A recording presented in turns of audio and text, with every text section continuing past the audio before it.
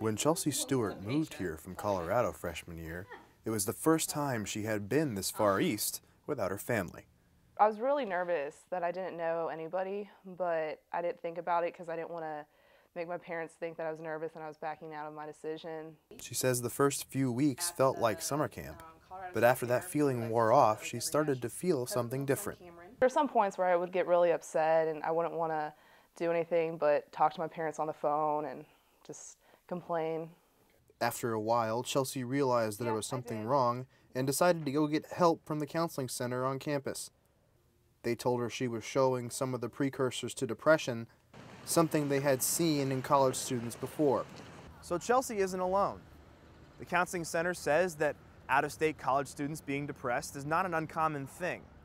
For example, I spoke with one counselor who says they make up over a quarter of his caseload. So how do you know the difference between homesickness and something that is much bigger? The difference there is the frequency, intensity, duration, and so we've all had blue days before, but if you're unable to shake those blues for more than 2 weeks, a period of time, then that kind of transitions into what we call a depressive disorder. Tobin says many students struggle with the transition from high school to college, and that combined with being far from home is a recipe for depression. This is why resident mentors like Quinn Boger are trained in looking for the signs of depression in students on their hall. They told us, always we'll make sure to do like one-on-ones with the residents. We always have to check up with them, make sure how they're doing, start conversations, just see how they're really progressing through college. Quinn says having hallmates bond is a good way to help RMs and the university fight student depression.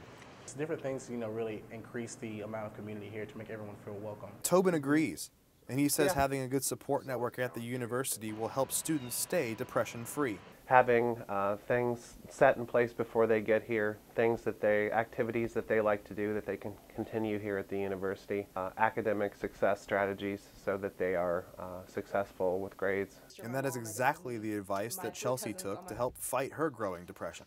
I started looking at different organizations that I could join, and that's when I decided that becoming an orientation leader and applying for that would really bring a sense of belonging for me to this campus, and I got the job, and I've never been closer to Carolina. So if you're feeling down and disconnected from the university, talk to your RM like Quinn, or someone at the counseling center like Tobin, and hopefully you will find a new family here in Columbia, just like Chelsea. Jordan Beck, Carolina News. So she moved from the 8th floor down to the 3rd floor. Okay. Well, the girl that she switched rooms with came into the Career Center today.